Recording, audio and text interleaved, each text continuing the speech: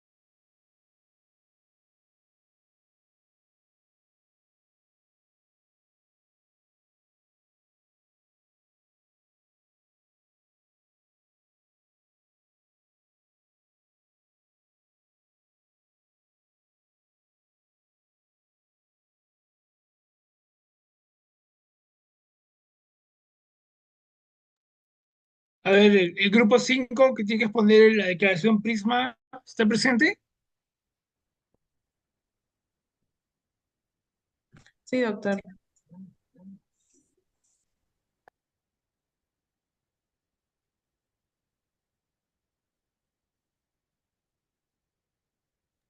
Ya está habilitada para compartir pantallas.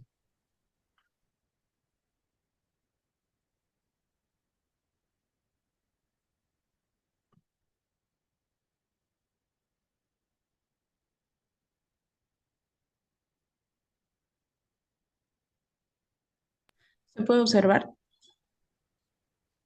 Sí, Ya. Ok, bueno, ante todo, buenas tardes, doctor y compañeros presentes. En mi grupo nos tocó explicar un poco de la declaración Prisma y para qué se utiliza esta misma.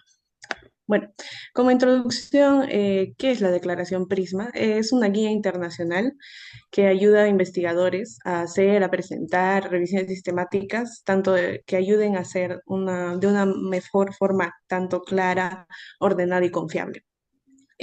Bueno, sirve para que otros puedan entender cómo se hizo esta revisión y confiar en los resultados del mismo informe. ¿De qué consta? Consta de 27 elementos, tanto como la versión del Prisma 2009, que se amplía porque tiene detalles, pero también se ha actualizado a una versión 2020, que vamos a ver luego cuáles fueron los cambios. A quienes beneficia, como ya mencioné, autores, editores, revisores y revisiones sistemáticas. Diseñada para apoyar tanto a revisores sistemáticos para informar de manera transparente por qué se realizó la revisión, qué hicieron los autores y qué encontraron. Eh, Hay un desarrollo del Prisma 2020, que es como una actualización que ha tenido ciertos cambios, pero siguen teniendo los 27 elementos del Prisma 2009. El alcance del Prisma está diseñado más que todo para revisiones sistemáticas de estudios que evalúan las intervenciones puede ser de salud, puede ser social, educativo, pero lo más relevante es que usa métodos mixtos y no se utiliza para evaluar calidad metodológica, sino para ver más que todo que este informe sea confiable. ¿Cómo se usa? Incluye una lista dividida en 7 secciones de 27 ítems en total, con lista de resúmenes, entrevistas y congresos para revisiones sistemáticas. Ok, el PRISMA significa Preferred Reporting Items for Systematic Reviews and Metaanálisis, elementos de reportes preferidos para revisiones sistemáticas y metaanálisis. Es una guía, como ya dije, internacional que nos va a ayudar a mejorar la calidad y transparencia de una publicación o revisiones sistemáticas. Bueno, antes del Prisma, muchas revisiones sistemáticas eran poco claras o incompletas, no explicaban tan bien cómo mejorar los informes, pero en el 2009 se creó el Prisma para estandarizar la forma para reportar estas revisiones, garantizando que otros lectores o investigadores puedan revisar y confiar en los resultados que se presentan en los artículos o informes. En este caso, metaanálisis, ¿no? Bueno, ¿cómo se elaboró o cuál es la historia del Prisma? Eh, Fue un trabajo en equipo a nivel internacional que participaron tanto investigadores, metodología, editores, revisores. Todo fue un proceso que fue basado en evidencia y consenso. ¿Cómo se elaboró? Primero revisaron la literatura, se analizaron estudios del Prisma 2009, que es creo que la versión inicial, y encuestas a expertos. Se consultó a otros investigadores sobre elementos que deberían agregarse, modificarse o eliminarse. Tuvieron muchas reuniones y talleres donde discutieron cómo influirían los resultados y al final se construyó una forma del Prisma que es la actual, la 2020, pero también tuvo pruebas piloto como para ver variabilidad. Y la publicación oficial que es del 2021, que se puede encontrar como en revistas de BMJ y Plus Medicine. Bueno, los principales cambios que hubo del Prisma versión 2009 al Prisma 2020, se reforzó la transparencia en la selección y extracción de datos, se añadió requisitos de registrar y publicar protocolos y se amplió el enfoque a revisiones vivas, rápidas y de las redes. Ok. Eh, el alcance de la guía. ¿A qué tipo de estudios se involucra este prisma, se podría decir? Se aplica principalmente a revisiones sistemáticas con o sin metaanálisis. Puede ser de salud principalmente, lo que nos importa acá. Pueden ser, o también se puede adaptar a otras como revisiones de diagnóstico, pronóstico, prevalencia, pero lo más importante, sistemáticas. Pueden ser rápidas o revisiones en red. Eh, hay otras versiones del Prisma, por lo que entendí, el Prisma P, que es el protocolo, se usa para revisiones sistemáticas, o sea, el plan antes de realizarlas, pero el Prisma 2020 ya se usa solo para reportar los resultados una vez completada esa revisión que hicieron. Y otras versiones o extensiones del mismo Prisma, está el Prisma S, el Prisma DTA y el SRC. Ya. Bueno, ¿qué incluye el Prisma en sí? Es un tipo que contiene 27 ítems, un checklist y un diagrama de flujo para documentar el proceso, desde la búsqueda, selección de estudios, síntesis y presentación de resultados y conclusión posteriormente, que nos permite evaluar un informe, un metaanálisis que se está desarrollando para poder ver su confiabilidad y que esté bien sistematizado. Lo que no incluye, el Prisma no enseña cómo hacer una revisión sistemática, sino cómo presentarla correctamente. No es como una guía para seguir, sino como cómo mejorar la presentación para decir que está bien, correctamente y confiable. Es decir, no reemplaza los métodos de investigación, solo ayuda a comunicar los resultados de una forma clara y completa. Es como una ayuda adicional hacia los informes o revisiones sistemáticas. Le paso a mi compañero. Continuando con la exposición, ahora vamos a ver cómo utilizar Prisma. Primero vamos a planificar, formular una pregunta de investigación, claro, en el modelo PICO, el cual es paciente o población, intervención, comparación y o de resultados o outcomes. A registrar un protocolo, por ejemplo, en Próspero, definir criterios de inclusión y exclusión en los estudios. Luego vamos a hacer la búsqueda y selección. Vamos a hacer en las distintas bases de datos como PubMed, Scopus. Vamos a utilizar el diagrama de flujo Prisma 2020 que luego se va a presentar para el proceso de selección de artículos. Se va a explicar cómo se eliminaron los duplicados y se eligieron los estudios finales. De ahí vamos a hacer la extracción y análisis, extraer datos relevantes, autor, año, población, intervenciones y resultados. Se va a evaluar el riesgo de sesgo en cada estudio y realizar la síntesis cualitativa o metaanálisis. En cuarto punto tenemos la redacción del informe. Vamos a seguir los 27 ítems de la lista Prisma 2020 y vamos a citar la guía diciendo que esta revisión se elaboró siguiendo la declaración Prisma 2020 y se incluye los materiales complementarios, base de datos, protocolos. Siguiente. Aquí va a haber una comparación, el cual va a ser el prisma del 2009 y el prisma del 2020. En la estructura lo que cambió fue que revisaron estos 27 ítems y los reorganizaron para una mejor comprensión y más claridad, ¿no? Para los investigadores.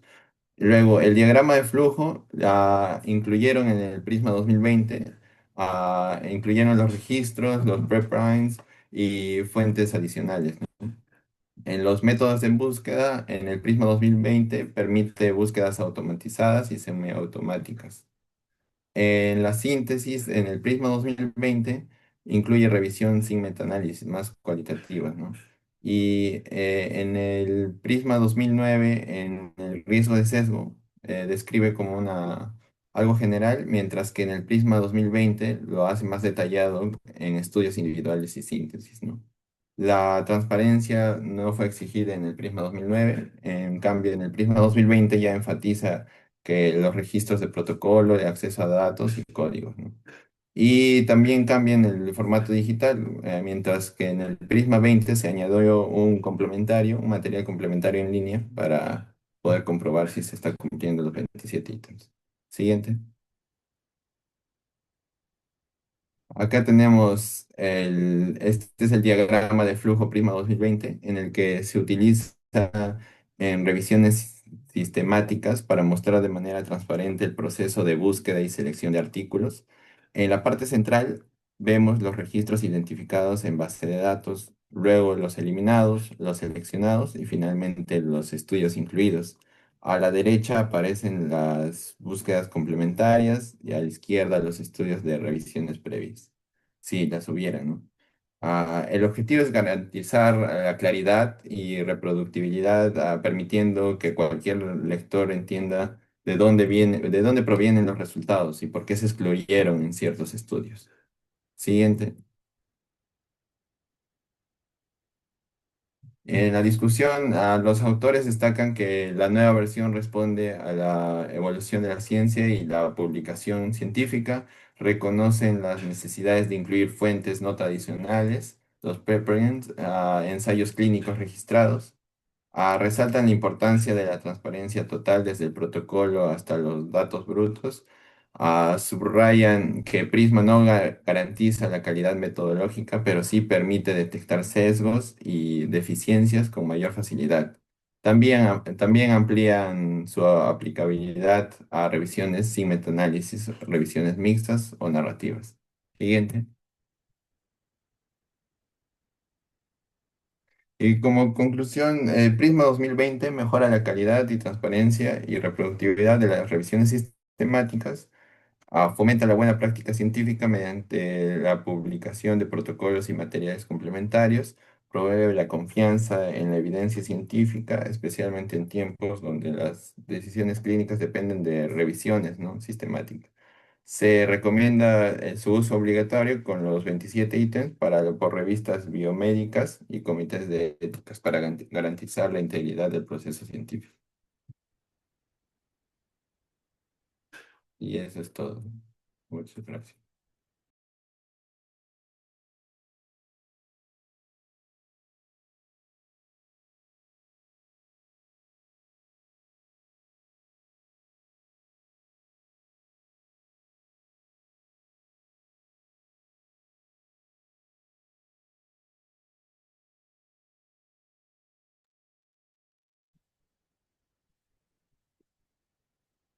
A ver, ¿quiénes son los que han expuesto, por favor?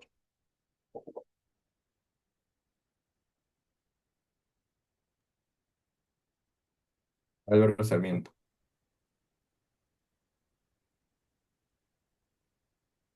Y Quispe Villantoy.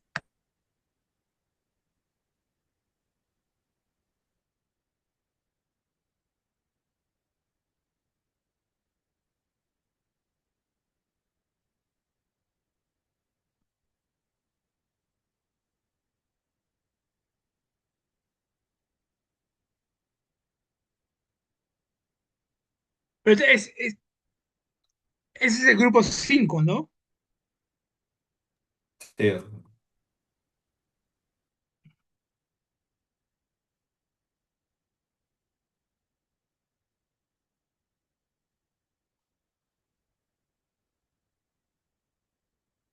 Ok, entonces para sus compañeros que están con ustedes del grupo 5, eh, ¿me puede decir cuál es la diferencia entre el Prisma 2020 y el Prisma P?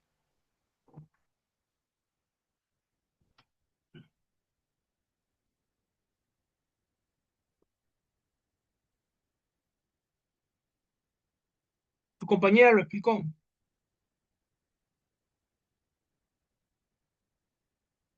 Sí, doctor. El Prisma P se basa en la Tú revisión. eres, perdón, disculpa, tú eres. Romero Yauri. Ok, dime, Romero.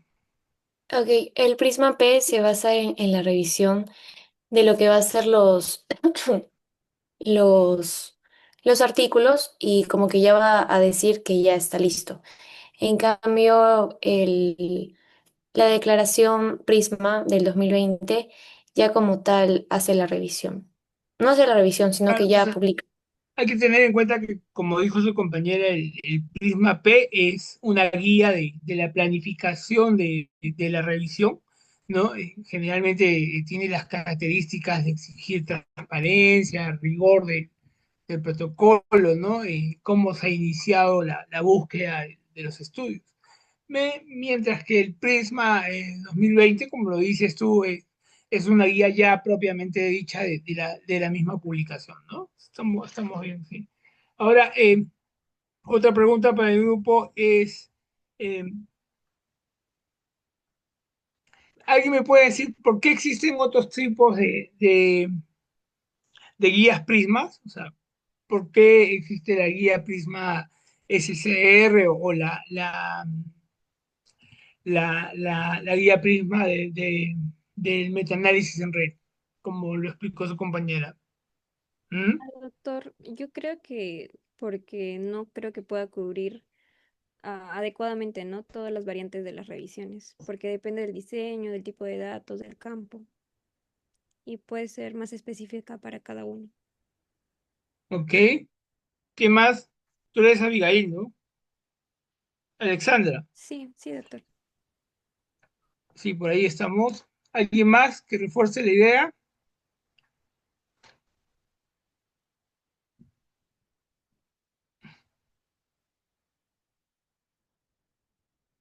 ¿Hay alguien más de su grupo o solo están ustedes cuatro?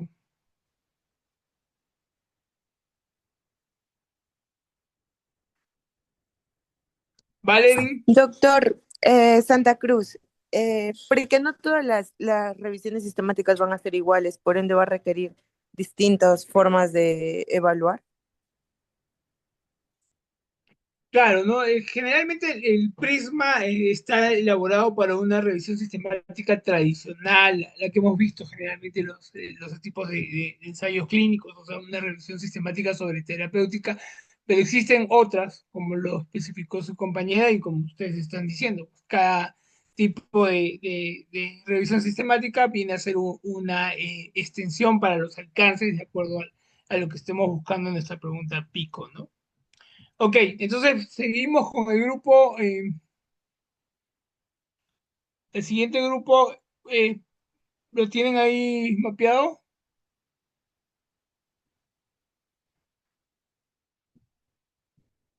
Doctor, buenas tardes. Sí, en un momento comparto la pantalla. Listo.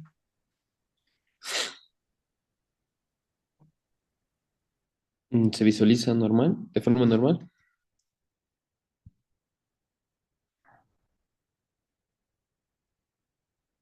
Sí, sí se ve. Ya que, muchas gracias. Este, buenas tardes, doctor. Buenas tardes, compañeros. Este, nuestro grupo tuvo que hacer la lectura crítica sobre este artículo donde vemos, ¿no?, si es que la ivermectina tiene un papel en la prevención y en el tratamiento contra el COVID-19. ¿Ok? Este, perdón, se pasó rápido. Ok. Bueno, aquí tenemos el contenido de la exposición y vamos a ir desarrollándolos poco a poco, ¿ok?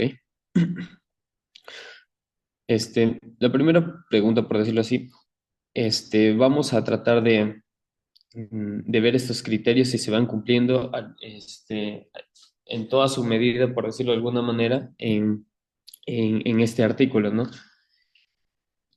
Bueno, las pautas para evaluar el título, aquí en este cuadro nosotros vamos a ver, ¿no?, de que si cumple con ese criterio, pues va a tener 2 puntos, que va a ser un sí. Si cumple con 1 punto, como en este caso, vamos a referirnos de que no es un estado afirmativo, sino es un estado más dudoso, y un 0 que sería no, que no lo cumple, ¿no?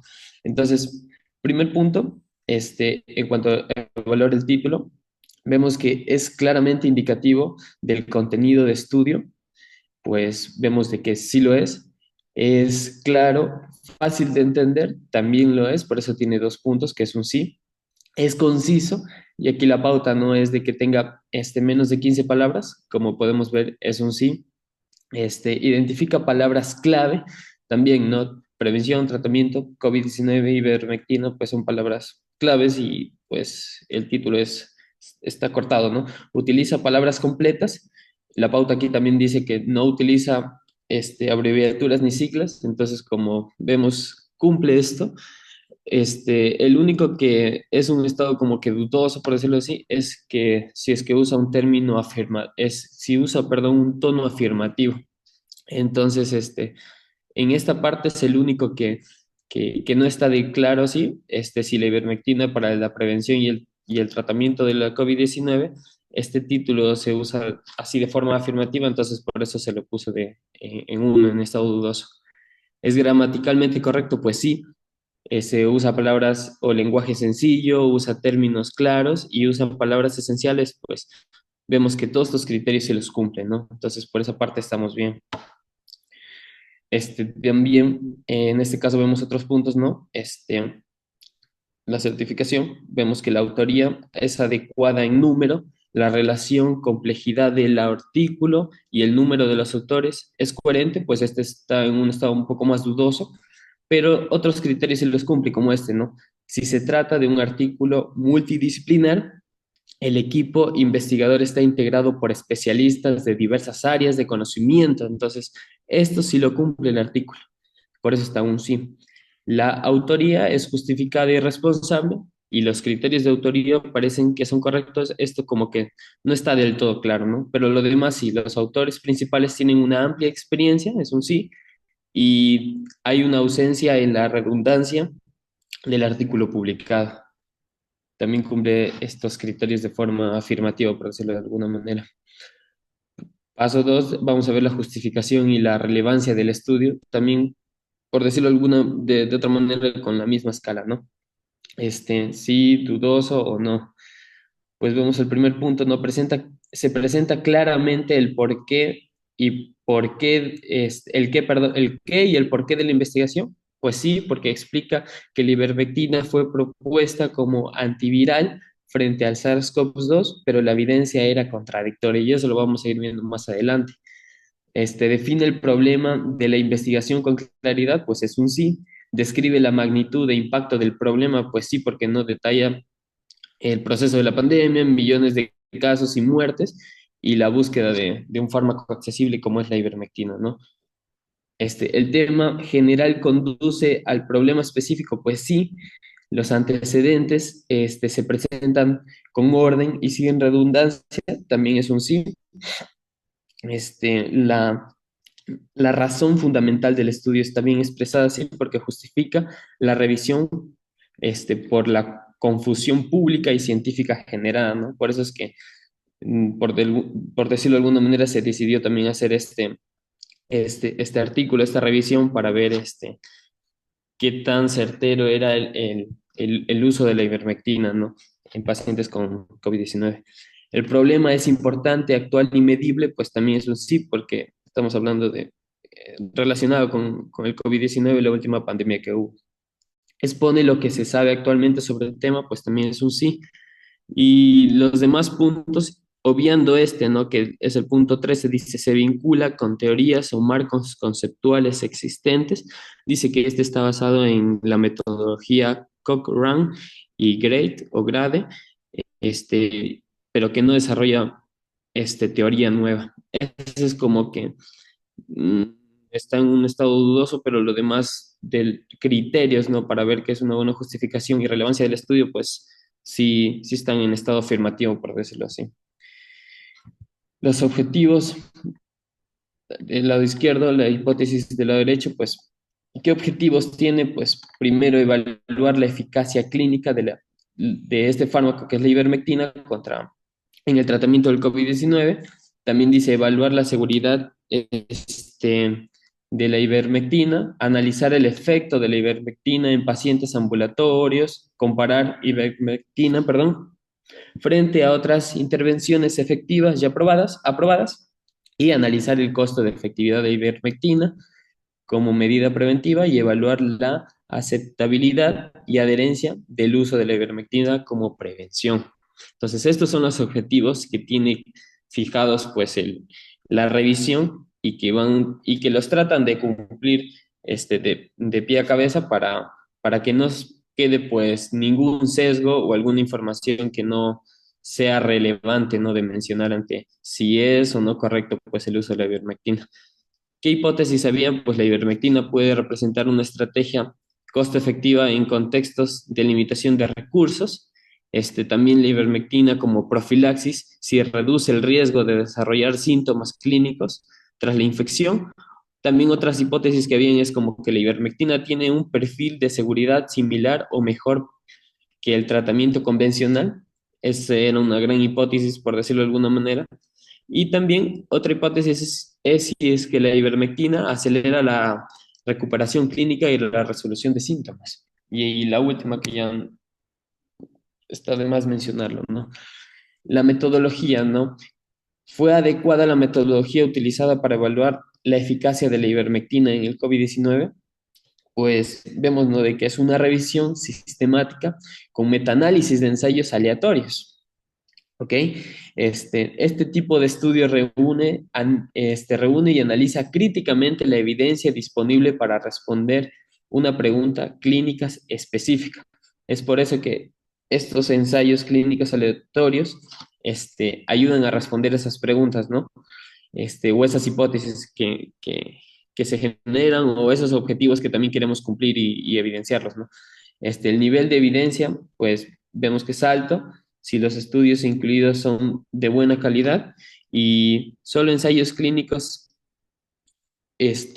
aleatorizados, no observacionales, también participantes con COVID-19 confirmado por prueba molecular o de antígenos se utilizaron, por decirlo así, los comparadores no entre el placebo o el tratamiento estándar.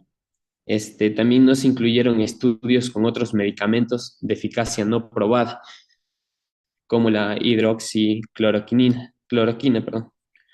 Solo se vieron por decirlo así, estos objetivos. Y también dice que se excluyeron ensayos no registrados o con problemas éticos metodológicos también. Se utilizó la herramienta que ya habíamos mencionado antes, Cochrane, pero en RUP2, y se calificó la certeza de la evidencia con el sistema GRADE, alta, moderada, baja o muy baja. Se excluyeron estudios sin registros prospectivos o con datos dudosos, ¿no? También vemos que para el tratamiento habíamos visto la mortalidad total a 28 días, el empeoramiento clínico, la mejoría clínica, efectos adversos y también la carga viral que había, ¿no? Y la calidad de vida. Pero para la prevención, en cuanto a la metodología, vieron, ¿no?, la infección confirmada por el COVID-19, SARS-CoV-2, el desarrollo de síntomas, la hospitalización, mortalidad, efectos adversos. También dice que se agruparon los resultados de estos ensayos clínicamente aleatorios, ECA, comparables, y se calcularon riesgos relativos. También el intervalo de confianza, ¿no?, que debe estar en el 95%. Se realizaron análisis por subgrupos, el tratamiento intrahospitalario, ambulatorio y profiláctico, y también se hallaron diferencias significativas entre la ivermectina y el placebo, pero esto fue de una evidencia baja a moderada. Y la heterogeneidad entre estudios, ¿no?, de dosis, duración, gravedad de pacientes, también algunos ensayos pequeños con sesgos también y falta de estudios para prevención. Pues esto fue la metodología. Ahora los resultados en los hospitalizados. La pregunta ¿es muy grande el efecto del tratamiento de ivermectina en COVID-19? Pues la revisión sistemática no encontró evidencia, ¿no?, de que la ivermectina tuviera un efecto beneficioso en la mortalidad, en el empeoramiento clínico o en la mejoría clínica como tal, y tampoco en el aclaramiento viral o de los eventos adversos. Como podemos ver aquí, ¿no?, en esta tabla, la mortalidad, el resultado, ¿no?, de la mortalidad por cualquier causa a los 28 días, pues el efecto relativo pues tuvo este resultado 0,60 y su interpretación es incierta, si reduce o aumenta la mortalidad. El empeoramiento clínico pues está en un resultado de 0,82 y de la misma manera, ¿no?, es incierto si reduce o aumenta el empeoramiento clínico. De igual manera, ¿no?, la mejora de síntomas, de mejora clínica como tal, y de los eventos adversos, pues como todo, tiene mucho grado de incertidumbre, ¿no? Y en el de la mejora clínica puede tener poco o ningún efecto en su mejoría, entonces no es relevante como tal. Y por eso, pues, lo que ya había mencionado al inicio, que no se encontró evidencia de que la ivermectina tuviera pues un efecto beneficioso. Los resultados en hospitalizados, pues, ¿qué resultados se midieron de ivermectina en el COVID-19? Pues la mortalidad por cualquier causa a los 28 días, el empeoramiento del estado clínico, mejora del estado clínico, eventos adversos, cualquier evento adverso también, el aclaramiento viral. Eh, Ahora, ¿cuál es la precisión de este efecto? ¿Cuáles son sus intervalos de confianza de la ivermectina en el COVID-19? Vemos que la precisión de los efectos estimados es generalmente muy baja para los resultados importantes en pacientes hospitalizados, debido al bajo número de participantes. Ese es el primer condicionante, y muy pocos eventos medidos en los ensayos. Y como tal, eso resulta en intervalos de confianza pues muy amplios, ¿no? Y como podemos verlo reflejado en los resultados, ¿no? En la mortalidad por cualquier causa, a los 28 días, pues su rango de nivel de intervalo de confianza pues es amplio, ¿no? De 0,14 hasta un 2,51, que es amplio, por decirlo así.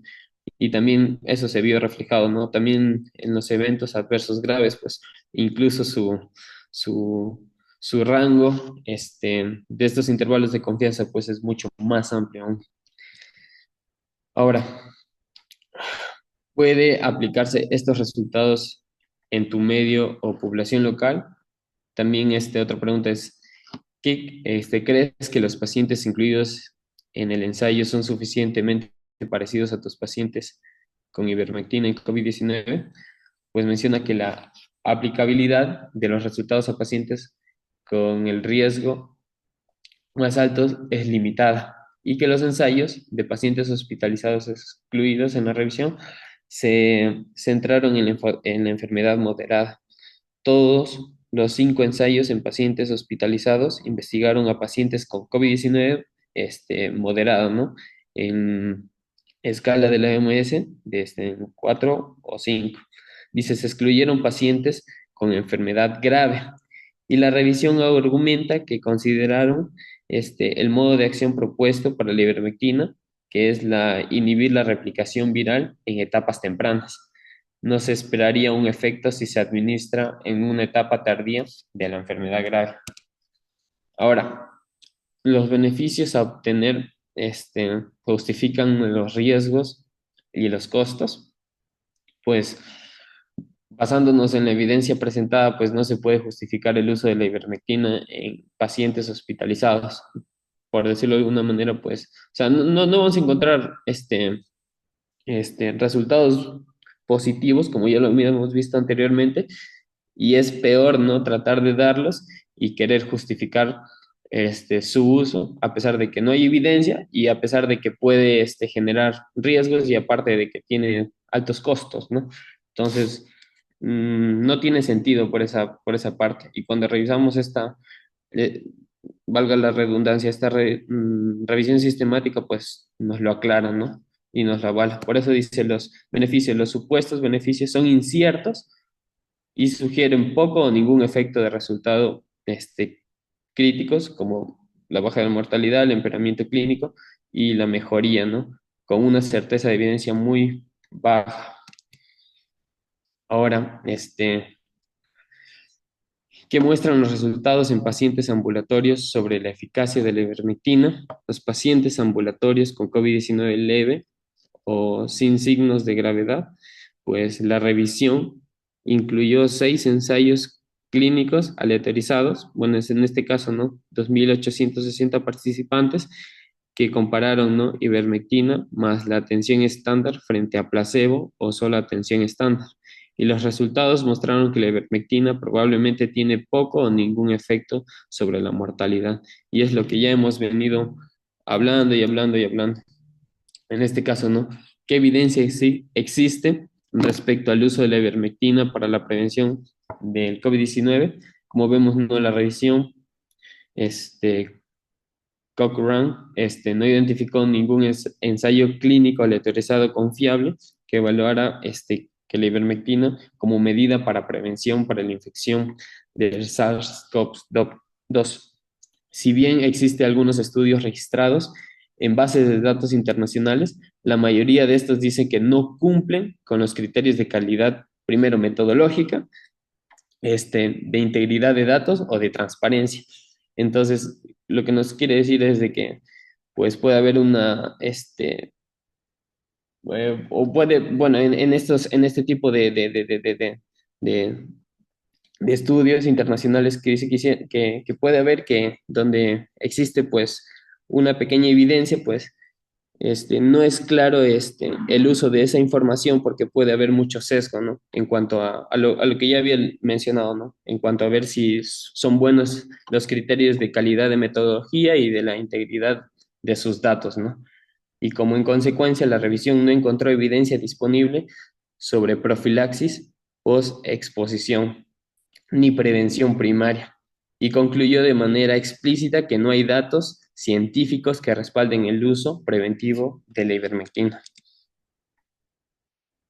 Ahora, ¿qué nivel de certeza presentan los resultados sobre ivermectina en pacientes ambulatorios y en prevención y cómo influye esto en su interpretación clínica?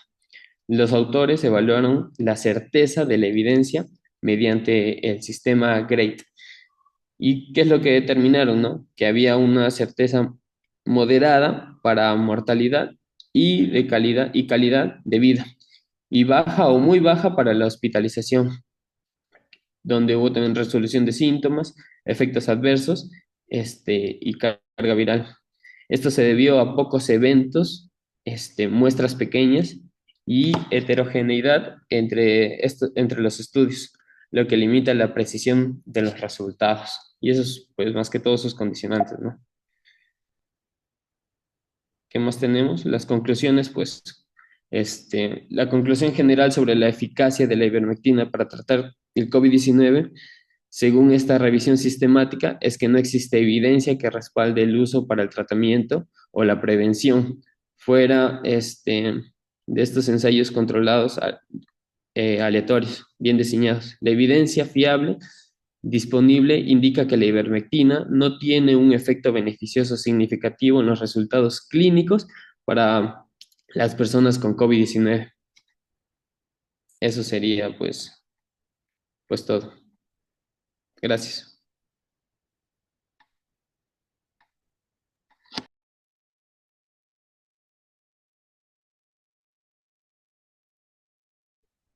Ok, entonces, para el grupo, ¿qué conclusión tienen de esta revisión sistemática y metaanálisis?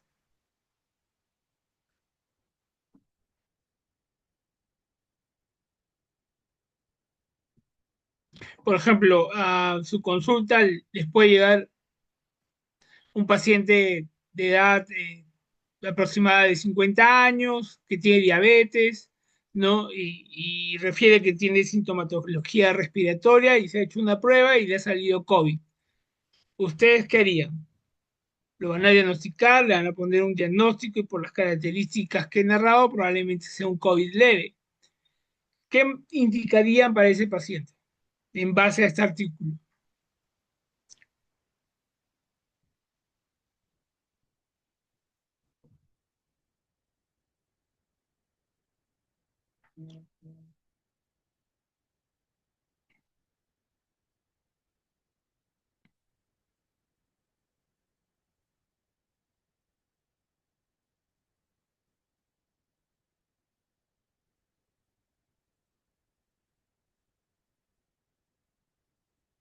Creo que en base a lo que hemos leído del artículo, no sería recomendable el uso de ivermectina porque no hay evidencia que justifique su uso en mejoría de mortalidad o en esperanza o en reducción de síntomas también.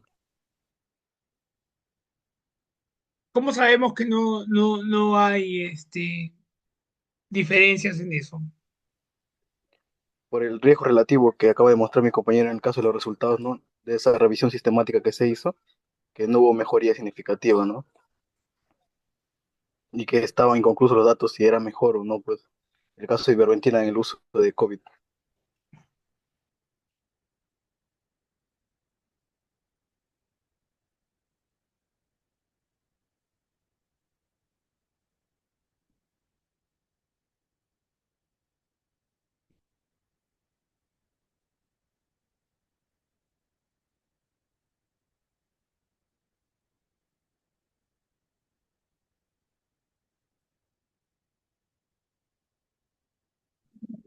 Doctor, además que el uso de ivermectina, según lo que presentó mi compañero, al no ayudar ni mostrar efectos para los pacientes ambulatorios también como prevención y como tratamiento, pues no daría eficacia al uso, ¿no? También.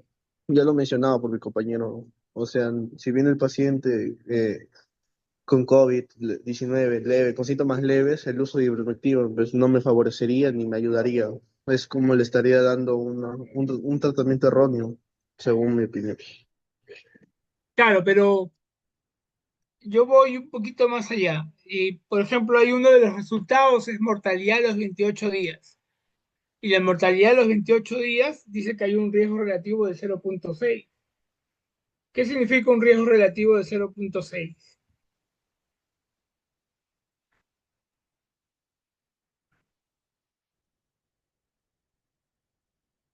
¿Mm? De que es muy probable de que se suceda el riesgo, pues, ya que se calcula la mortalidad de los 28 días con respecto a lo que no estuviera usando ivermectina. Entonces, favorece a la ivermectina que tengas un riesgo posterior a los 28 días de mortalidad. ¿Sí? O sea, mortalidad a los 28 días quiere decir que el paciente muere antes de los 28 días. Y ahí en la gráfica, ahí en los resultados, en la página 5 del paper, está ahí los resultados, ¿no? Para a ver, vamos a ver si lo puedo presentar.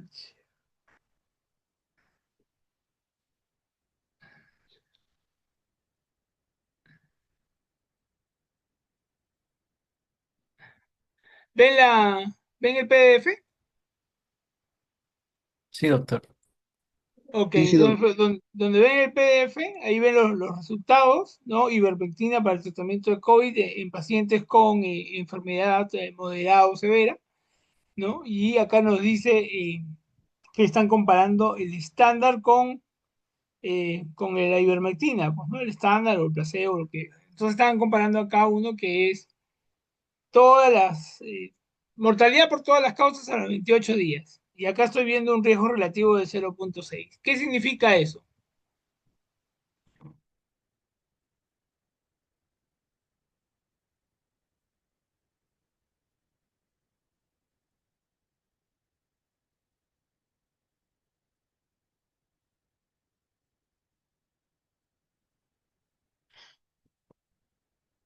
Acuérdense de lo que yo les enseñé del riesgo relativo, ¿no?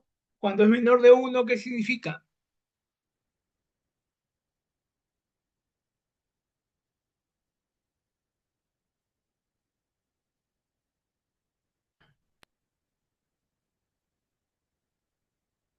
Usted dijo que era protector si es menor a uno. Ajá. Y en este caso, ¿qué sería? Ivermectina protege por todas las causas.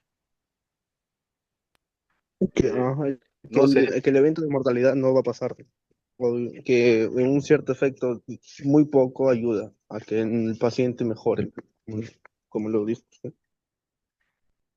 ¿Ah? Miren, acá esta tabla lo que está diciendo es esto. Los pacientes que toman ivermectina comparados con los que recibieron el tratamiento estándar o los que no recibieron ivermectina, tuvieron una menor mortalidad a los 28 días por todas las causas. Eso es un riesgo relativo de 0,6.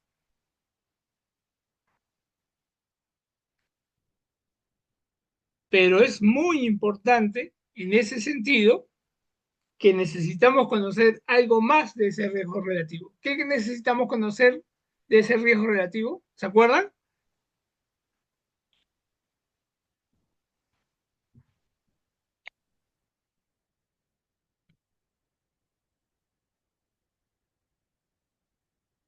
¿Se acuerdan o no se acuerdan? Acá lo importante es que ustedes sepan interpretar los números, porque lo que está escrito, cualquiera puede escribir y cualquiera puede darle a entender cualquier cosa, pero ustedes tienen que saber interpretar los números. Ese número es menor de uno, nos está diciendo protección.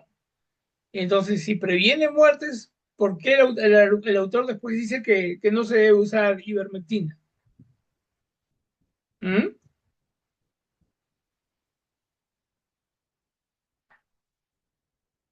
¿Qué dato más les está faltando? ¿Se acuerdan? Si es relevante o no. ¿Cómo? Eh, Creo que si era relevante o no, significativo. Ya, pero para decir si ese riesgo relativo que aparentemente es protector, ¿cómo sabemos si es relevante o no? ¿Qué necesitas? El intervalo de confianza. El intervalo de confianza. Y está ahí en la misma lámina que ustedes lo están viendo. ¿Qué dice ese intervalo de confianza? Está debajo del riesgo relativo 0,6. ¿Mm? ¿Se podría acercar más la pantalla, doctor? Se ven muy pequeños los números. Ah, ya. Ahora, Sí, ahora sí se ve. ya. Este es el intervalo de confianza. Miren, acá dice, ¿no? El efecto relativo o el riesgo relativo y acá abajo el intervalo de confianza al 95%. Ya tenemos el riesgo relativo. Porque es menor a uno, sabemos que se está comportando como un efecto protector o como un factor protector, que quiere decir que supuestamente si yo tomo ivermectina o los pacientes que toman ivermectina morirían menos o mueren menos a los 28 días por cualquier tipo de causa de mortalidad. Pero para yo afirmar que eso es realmente cierto, necesito conocer el intervalo de confianza. Necesito conocer cómo se distribuye ese valor de ese efecto. Y el intervalo de confianza, ¿qué nos dice?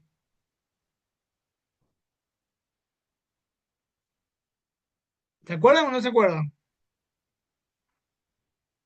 Como A está ver, pasando el uno, cualquier grupo, cualquiera como, del salón participe. como está pasando el uno, significaría que pues no es estadísticamente significativo eso.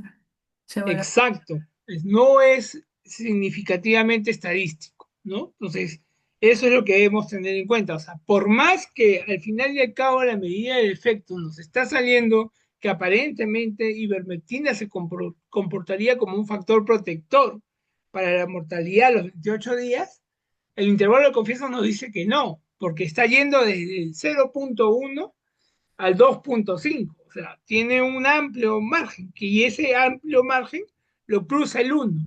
Y cuando hemos dicho que ese valor cruza el 1, ya no podemos decir que sea significativo. ¿Y por qué no podemos decir que sea significativo? Porque ahí nos está diciendo algunas veces va a ser protector y otras veces va a ser factor de riesgo. Entonces eso no se interpreta como nos está diciendo que no vale, no es significativamente importante para una decisión clínica. Entonces, ese valor o ivermectina para la mortalidad por todas las causas, al menos en este metaanálisis, es irrelevante, ¿no? Y a ver, y si vemos acá la mejora de la clínica de los pacientes a los 28 días, ¿qué nos dice también? ¿Cuál es el riesgo relativo?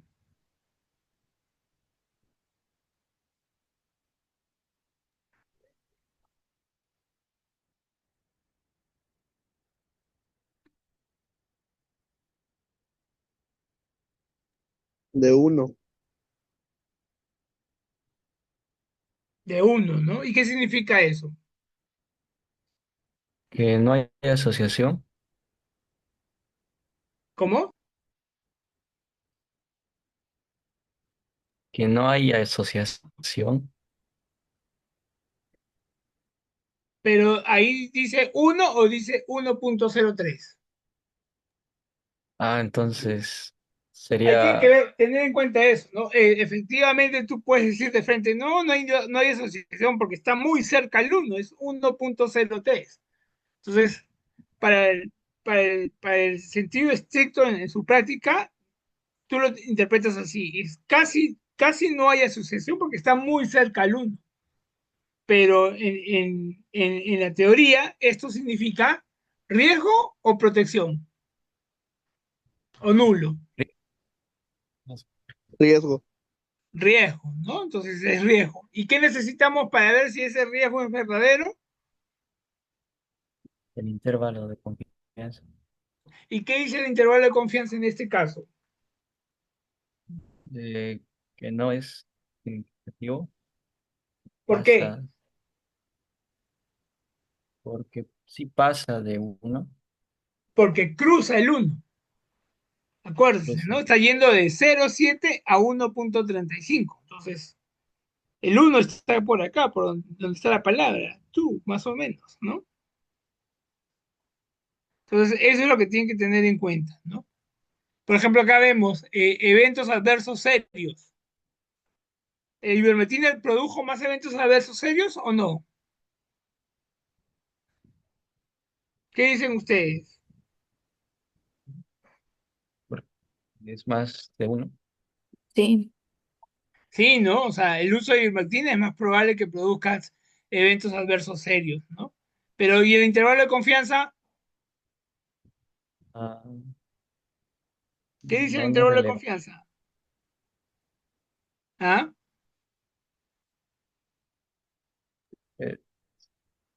Sí cruza el uno, doctor. O sea, no es relevante. Claro, no es relevante porque hay algunos estudios que han dicho que al contrario, o sea, ivermectina no tenía eventos adversos. Pero miren el valor desde el 0,07 a 35, ¿no? O sea, para el lado del uno, para el cruzando del uno es bien amplio. Entonces, ven esos valores. ¿Y qué nos dicen esos valores? Cuando ustedes ven estos valores, ya, ya nos da una idea, ¿no? ¿Qué nos está diciendo esos valores de este artículo? Tú todavía no lo has leído, pero ya has visto el artículo, estás viendo estos resultados. ¿Qué interpretas?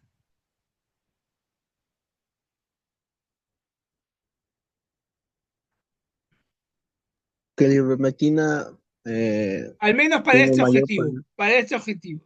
Ivermectina para el tratamiento de COVID en pacientes con una enfermedad moderada severa. Y estos son sus resultados. Mira, incluso sin ver los resultados, o sea, sin ver los nombres de los resultados y solo viendo los números, ¿qué te dice? Que nada ¿O cómo es lo interpretas relevante. tú? Claro, ¿no? Acá lo que te está diciendo, oye, al menos para esto, para el tratamiento de ivermectina para pacientes con COVID, no hay ninguna diferencia comparado al placebo o al tratamiento estándar. Ya te está diciendo eso. Acá ya hay objetivos específicos, o sea, de frente, o sea, tú ya viste estos números y estos números te han dicho que acá no hay referencia. Ah, ya, mira, por ejemplo, acá el primer objetivo, yo veo que no hay referencia, no hay diferencias. Es lo mismo usarlo o no usarlo. ¿Comparado a qué? A la mortalidad a 28 días, ¿no? Por todas las causas. Entonces, en el grupo que usa ivermectina versus el grupo que usa placebo, se mueren igual, indistintamente si le das ivermectina o placebo. Entonces, por las puras le estás exponiendo una nueva droga que lo más probable es que le pueda producir efectos adversos. Entonces, por eso es muy importante que cuando ustedes lean un artículo, sobre todo de tratamiento, en realidad es cualquier artículo, pero sobre todo de tratamiento que va a indicar su actividad, su modo de práctica hacia una enfermedad, ustedes necesitan conocer esto, ¿no? Los riesgos relativos, a veces odds ratios, diferencias de media, número necesario total, todo lo que sea, pero ustedes lo que necesitan conocer al costado de ese valor, el intervalo de confianza, ¿no? Entonces es muy importante conocer el intervalo de confianza y saber que si estamos hablando de un intervalo de confianza independiente, sea protector o sea de riesgo, ¿no? Estos intervalos, si deben ser significativos, no deben cruzar el 1. Vamos a ver si alguno de estos no cruzó el 1, perdón. Acá también algún evento adverso durante el ensayo, cruzó el 1. El aclaramiento viral a los 7 días, como pueden ver acá, no hay diferencias.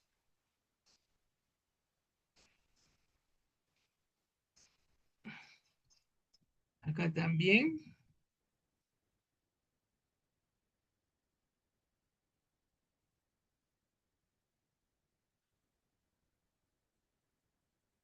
Ahora, voy a ver si hay algún gráfico para que lo podamos interpretar también.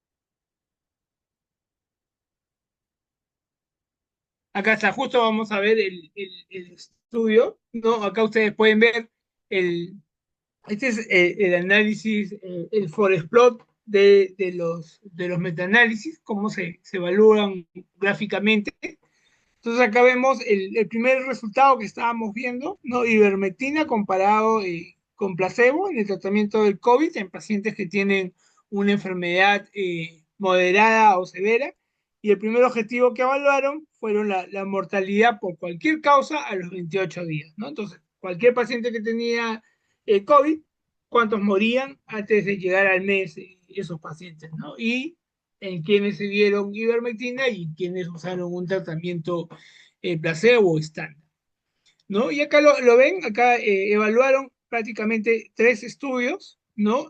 Uno que es de González, donde sale el autor acá, González el año 21, Kirti en el año 21 también, y este que es Krowosleski en el año 21, ¿no? Entonces acá vemos los eventos que vienen a ser los fallecimientos, ¿no? Por ejemplo, en el primer grupo nomás se produjeron 5 fallecimientos en el grupo que recibió ivermectina y en el placebo 6, ¿no? Hubo más, miren, en el placebo en el primer estudio, pero en los otros estudios se vio viendo las mismas tendencias, ¿no? Entonces acá vemos los pesos, ¿no? ¿Cuántos pacientes han participado en total en cada grupo? Ese es el peso, el ponderado de cada paciente. Este estudio es muy pequeño, ¿no? Y no ha sido estimado, por ejemplo. Y acá vemos los riesgos relativos, ¿no? Por ejemplo, en este, que vemos el primero de González, ¿no? En el grupo de ivermectina habían 36 pacientes y fallecieron 5. En el de placebo hubieron 37 y fallecieron 6. Entonces, acá nos dice, por ejemplo, que el riesgo relativo es de 0,86, o sea, nos está diciendo que aparentemente ivermectina tuvo un efecto protector contra el no usar ningún medicamento o usar la terapia estándar, ¿no? Pero, sin embargo, podemos ver acá el intervalo de confianza, ¿no? Que va del 0,2 al 2,56, ¿no? Y entonces acá vemos la gráfica, y la gráfica debemos tener en cuenta que para el lado izquierdo de la pantalla está el el factor de riesgo para favorecer el tratamiento, o en este caso, favorecer el uso de ivermectina, y en el lado derecho está para favorecer el tratamiento estándar o el placebo, ¿no? Y acuérdense que el 1 es la línea en la cual pues, se pierde la significancia para determinar si es un factor protector o de riesgo. Entonces vemos que el primer estudio de González, vemos la línea horizontal, que es el rango de amplitud del intervalo de confianza. O sea, si nosotros midiéramos eso, ese intervalo estaría acá en 0,29 y iría acá hasta 2,56.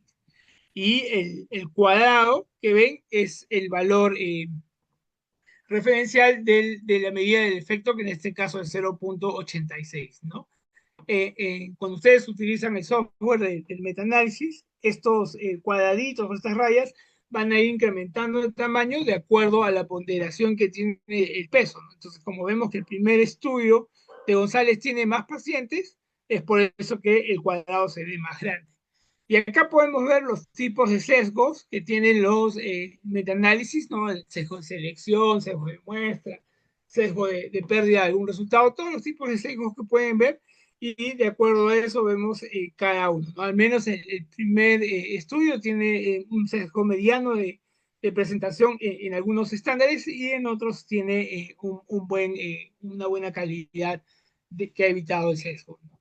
Entonces, eso es como se van midiendo las medidas en el análisis, ¿no? Y abajo, acá en el subtotal, tenemos ya la medida ponderada de todos los pacientes que fueron enrolados en estos 3 estudios, y vemos pues acá este diamante o esta pavita, en la cual pues en el medio central tenemos la medida del efecto, que en este caso es 0,6, y los puntos distales son los intervalos de confianza, como podemos ver acá, 0,14 a 2,51, ¿no? Entonces, esa es la forma como se evalúa el metaanálisis.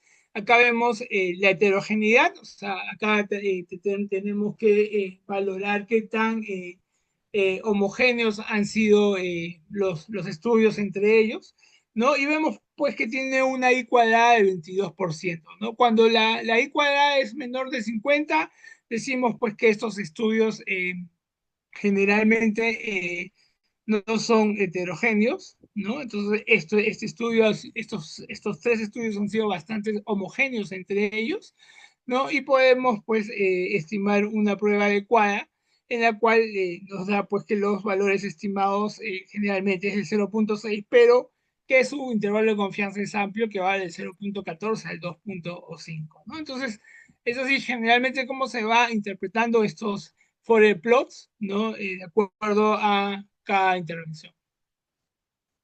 No sé si tuvieran alguna pregunta.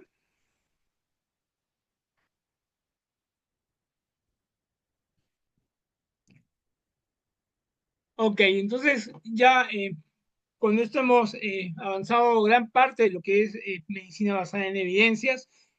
Ya sabemos que debemos tener una pregunta pico, y de acuerdo al tipo de pregunta vamos a valorar los estudios primordiales. Si tenemos una pregunta que tratamos de responder sobre tratamiento o prevención, saben que nosotros necesitamos buscar lo ideal. Es un estudio secundario que es una revisión sistemática con metaanálisis de ensayos clínicos, ¿no? Si no hay eso, podríamos pasar a los estudios primarios y el gol estándar para evaluar tratamientos o medidas de prevención son los ensayos clínicos aleatorios. Para lo demás, necesitamos o podríamos valorar cualquier tipo de estudio observacional, ¿no? Bien, eso sería todo. No sé si hubiera alguna pregunta.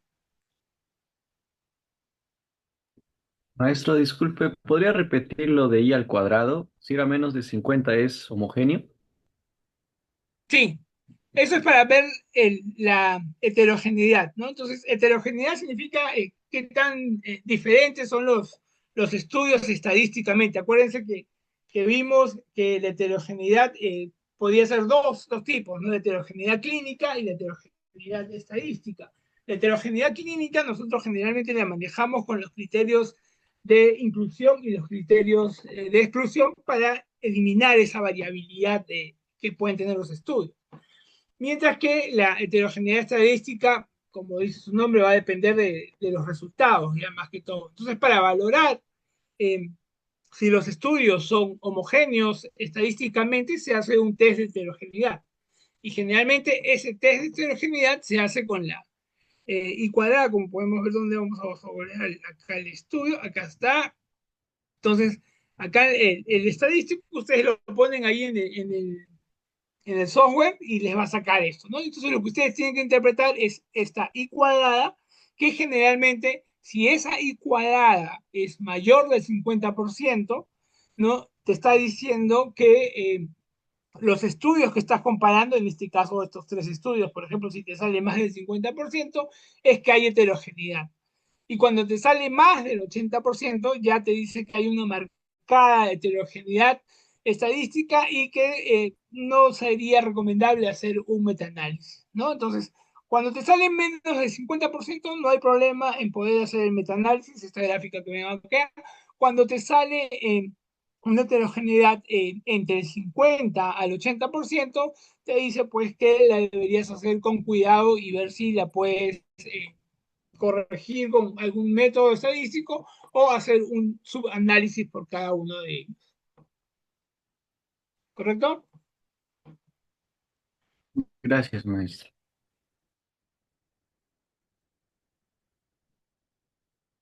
Ok, ¿alguna pregunta?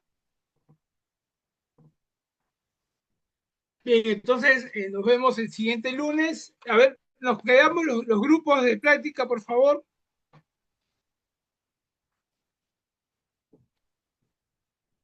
Listo, doctor, muchas gracias. Ok, hasta luego.